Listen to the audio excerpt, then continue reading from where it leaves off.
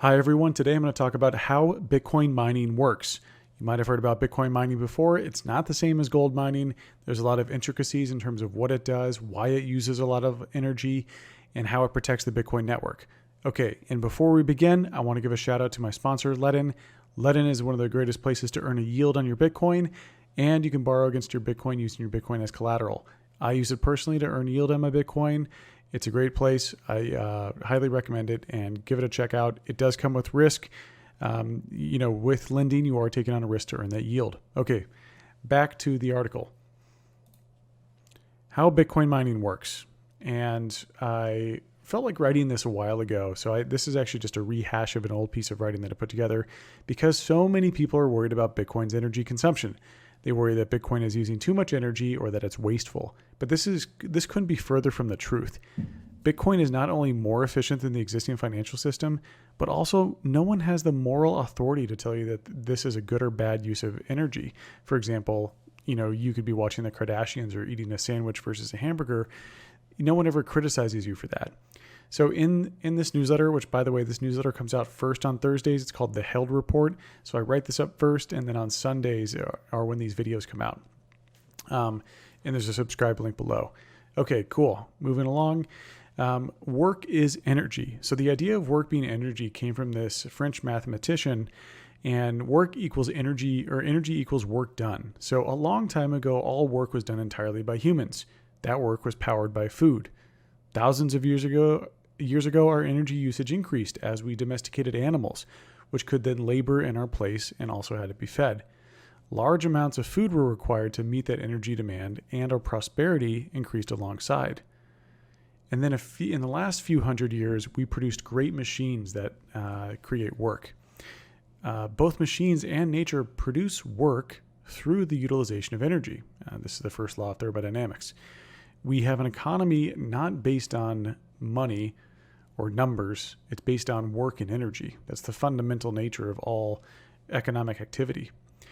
And in fact, all of our lives are closely linked to the usage of energy. The cost of any good largely reflects the energy used to produce that good. For example, when you eat an apple, there was energy required to grow the apple, move the apple, and bring the apple to your apartment. Now, fundamentally, money can actually be represented as the work required to create goods and services, and also be viewed as stored energy. For example, if you go dig a ditch, you exerted energy and you were paid in the form of money. And you can take that $100 that you paid to dig the ditch and pay someone else to clean your house. It's all just a remanifestation of proof of work. So ultimately, everything requires energy. There is no way to escape this. Our entire universe is made of energy. And per the laws of thermodynamics, literally every single second you are using energy doing something, just living and breathing and moving around. Now, in the early 20th century, there was actually a really cool movement led by Henry Ford about replacing gold or the dollar with the energy dollar, or units of energy, due to its sound money characteristics. The problem with that is that it couldn't be transmitted or stored easily. You have to store it in a battery, and that loses power over time, and transmitting it across power lines, it loses its effectiveness. So, I think a really apt quote here, and so this is a clip from a newspaper about Henry Ford. Thinking through this, a quote that I love here is from Mark Twain. "To make a man or woman covet a thing, all you have to do is make it hard to obtain." And so that's kind of the core fundamental meaning of money, and I think that's a very important thing to take away here. So Bitcoin used proof of work, so proving that work was done. And it originated from an idea that was about essentially reducing spam or email spam. And only later did Satoshi use it to create digital cash. Now, what does Bitcoin mining do? So that's the origin of work and the idea of work and how work is represented with money. Now, what can Bitcoin mining do, or what does it do fundamentally? Like, why does it exist? Well, it mints new coins and it protects the network. So what it does is it uses these machines called ASICs, application-specific integrated circuits, to convert electricity into Bitcoins. And so what's really cool about this is you essentially have energy going into these machines that prove that work was done, that prove that energy was spent, and out comes Bitcoins, and it protects the network. So what this does is it turns Bitcoin into a capitalist voting system where these miners are essentially paid to protect the network. And this is, I think, a really critical function and a really beautiful function because it's so raw in its simplicity. And, digging into that a little bit further, when he designed proof of work, he fundamentally changed how consensus between humans is formed from political votes to apolitical votes via the form of hashes, or these machines proving that they spent energy. It's the most simplistic way for the physical world to validate something in the digital world because of these hashes. Bitcoin ultimately is a super commodity minted from the fundamental properties, which is energy, the fundamental commodity of the universe. It transmutes electricity into digital gold. So this costliness is a feature, not a bug. Bitcoin's costliness secures the network. Its costliness ensures that no one can just print Bitcoin, that they have to expend the proof of work to get it. That ensures sound money.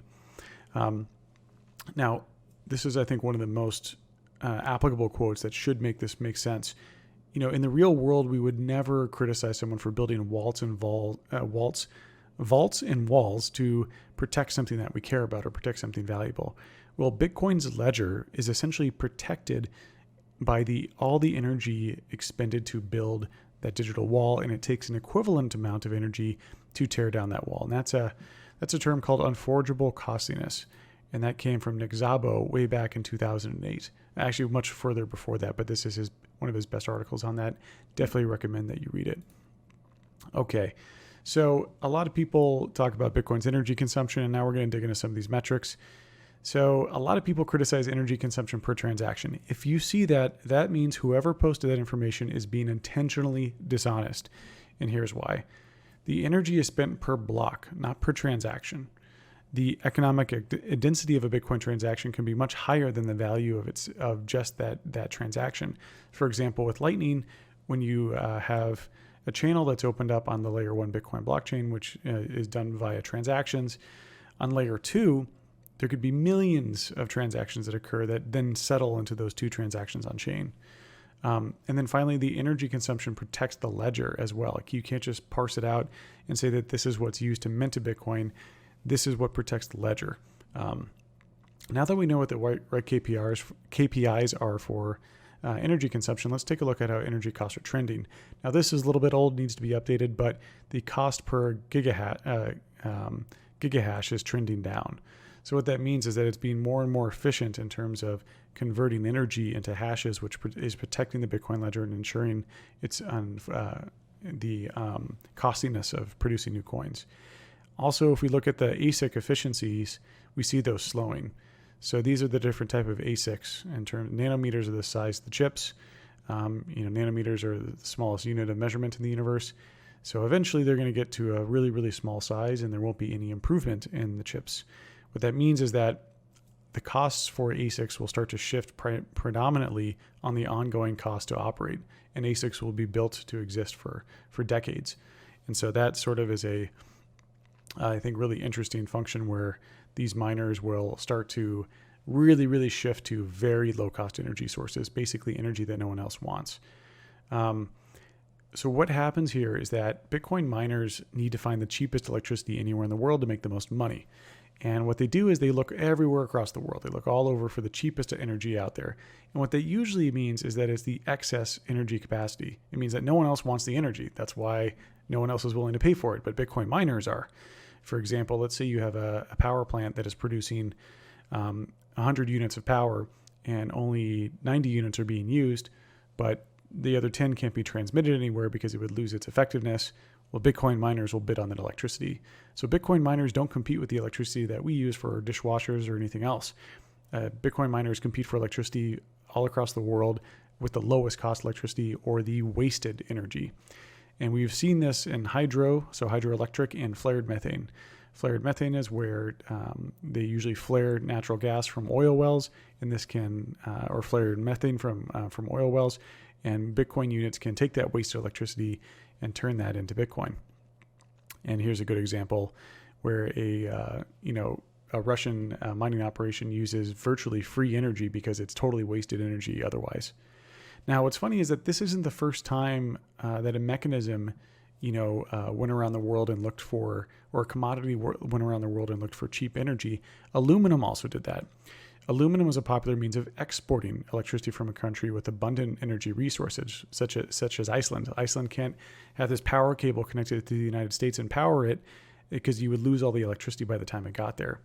So smelting bauxite or aluminum ore had huge energy requirements, and converting the energy into aluminum as a one-way function, just like a hash.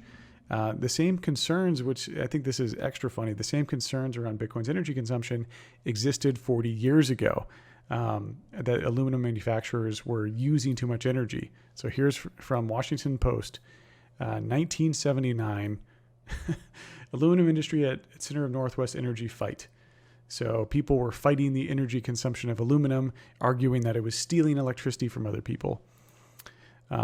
As we can see over time, the amount of watt hours per kilogram decreased, just as we saw the ASICs start to decrease and this energy consumption per gigahash start to decrease.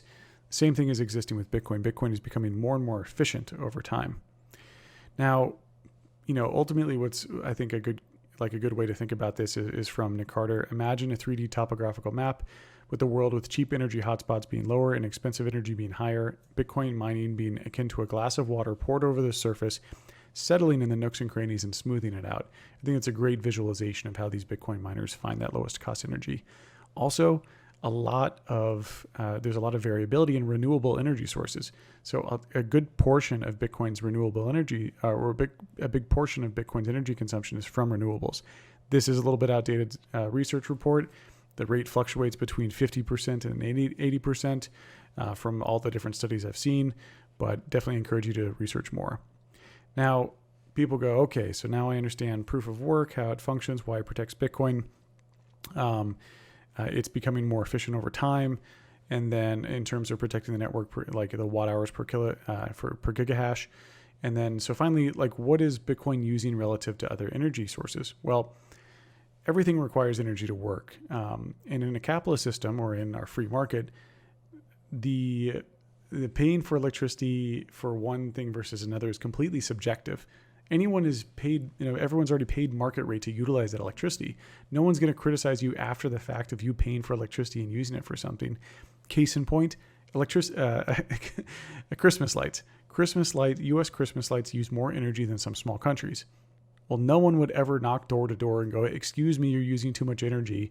It's totally absurd. I paid for it. I can do whatever the hell I want with it. Same with Bitcoin. Bitcoin's energy consumption is doing something that we perceive as useful. It's creating a new sound money, a free money for the world. And some other people going, oh, this is wasteful or this isn't useful, is completely ridiculous because we've worked for it. We want to spend it on that, and we're free to do so. And then when we look at the existing financial system, Bitcoin uses far, far less energy than other systems like, the banking system combined with government and combined with paper currency and minting. Those are all combined together to produce that system. I mean, think about every bank branch, every car to take the employee of the bank branch, all the energy that uses, and to build the bank branch and to run in the bank branch with air conditioning and heat. And then you have all the bank servers, then you have all the court systems and you have the Federal Reserve buildings, and then you have all the big investment bank buildings and all the people that work there and all the homes that they live in. It's an enormous amount of energy. So ultimately, is the trustless settlement of trillions between counterparties annually with the added benefit of a cheaper electricity for all worth the $10 billion in current mining costs? I think the answer is a resounding yes. If you like this deep dive into Bitcoin mining and how it works, give me a subscribe. It helps me get my message out there, or throw me a like. Appreciate it. Cheers.